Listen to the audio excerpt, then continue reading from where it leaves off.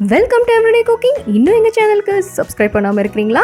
மறக்காமல் கிளிக் பண்ணுங்கள் சப்ஸ்கிரைப் பட்டனையும் பெல் ஐக்கானையும். எப்போது எங்களோட கனெக்டடாக இருங்க அண்ட் சப்ஸ்கிரிப்ஷன் ஃப்ரீ. இன்றைக்கி நம்ம பார்க்க போகிறது கீரை தோசை. கீரையை தோசை மாவில் அப்படியே அரைச்சி ஊற்றினா அவ்வளோவா டேஸ்ட் நல்லா இருக்காது. பட் இந்த காம்பினேஷன் ட்ரை பண்ணுங்கள், நல்லாயிருக்கும். 1 கப் பாலக்கீரை, 1/2 கப் கொத்தமல்லி இலை, ஒரு 2 இல்லைனா 3 பச்சை மிளகா, ஒரு சின்ன துண்டு இஞ்சி, 2 இல்லைனா 3 பூண்டு, தேவையான அளவு உப்பு. இதை இப்போ நல்லா மைய அரைச்சி எடுத்துக்கலாம். இதை நம்ம தோசை மாவில் சேர்க்க போகிறோம், அதனால தேவைப்பட்டால் தண்ணி கொஞ்சமாக ஆட் பண்ணி அரைங்க, தண்ணி ஜாஸ்தி ஆக்கிடாதீங்க.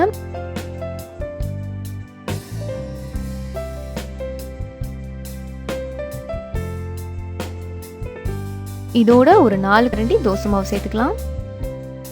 இதை நல்லா கலந்து விடுங்க.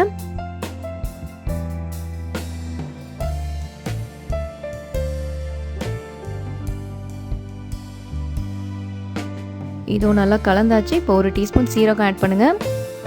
சீரகம் இந்த கீரை தோசைக்கு ஒரு நல்ல ஃப்ளேவர் கொடுக்கும். ஃபைனலாக கொஞ்சமாக நறுக்குன கருவேப்பிலை ஆட் பண்ணிக்கலாம். எல்லாத்தையும் நல்லா கலந்து விடுங்க.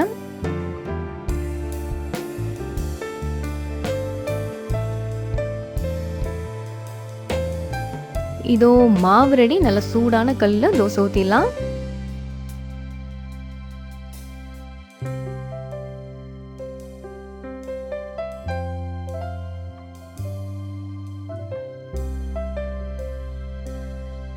தேவையான அளவு எண்ணெய் ஊற்றிக்கோங்க.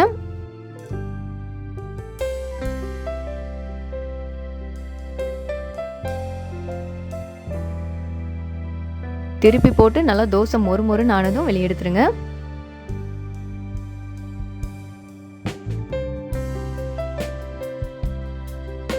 என்னதான் நம்ம கீரையை பச்சையாகவே சேர்த்துருந்தாலும் இந்த காம்பினேஷனில் நீங்கள் யூஸ் பண்ணிங்கன்னா அந்த கீரையோட பச்சை வாசமோ இல்லை அந்த கீரையோட டேஸ்ட்டோ கண்டிப்பாக வராது.